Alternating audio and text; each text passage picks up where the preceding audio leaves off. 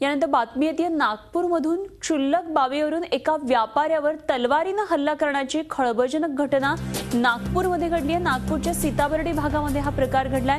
त्रिमूर्ती electronics नावाच्या दुकानातून एका व्यक्तीने पेन ड्राईव्ह विकत घेतला, पण पेन ड्राईव्ह चालत नसल्याची तक्रार घेऊन तो दुकानामध्ये आला।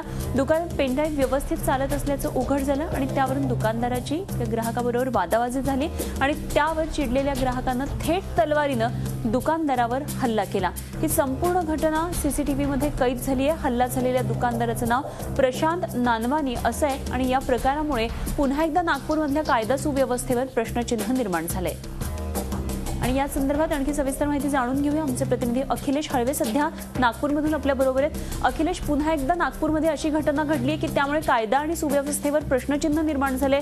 काय नेमकी पोलिसांनी यापुढे काही कारवाई केली आहे? खरं अनुपमा, आणि सर्वात महत्त्वाची बाब म्हणजे ज्या ठिकाणी हा हल्ला झालाय, ज्या भागामध्ये त्याच ठिकाणी आता 3-4 महिन्यापूर्वी अशाच प्रकारे हल्ला झाला होता आणि त्याच्यामध्ये एका व्यापारीचा मृत्यू झाला होता। अशाच प्रकारे तलवारीने त्याचा खून करण्यात आला होता।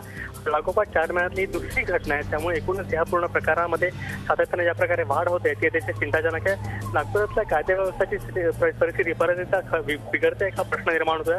मुख्यमंत्र्यांचा गृह जिल्हा आहे, त्यामुळे तिथे अशी परिस्थिती निर्माण होणं अतिशय चिंताजनक आहे। महत्त्वाचं म्हणजे या हल्ला करणाऱ्या 6 आरोपींपैकी एकाला अजून अटक झाली नाहीये। सीताबर्डी पोलीस तपास घेत आहेत, पण अजून एकाची ओळख पटली नाहीये, अटक झाली नाहीये। त्यामुळे नागपूरच्या परत व्यक्ती कायदा व्यवस्थेची स्थिती आहे ती त्याच्यावर मोठं प्रश्नचिन्ह लागलंय। खरं अखिलेश, धन्यवाद दिलेल्या सगळ्या सविस्तर माहितीविषयी। अखिलेश हळवे आमचे प्रतिनिधी आपल्याबरोबर होते। वस्तू बिघडल्याचा केवळ संशय होता आणि त्यावरून वादावादी झाली आणि आपण बघतोय की नागपूरमध्ये कसा हा तलवारींचा नंगानाद चालू आहे। कायदा सुव्यवस्थेवर या घटनेमुळे पुन्हा एकदा नागपूरमधल्या प्रश्नचिन्ह निर्माण झाले आहेत। झी 24 तास रहा एक पाऊल पुढे।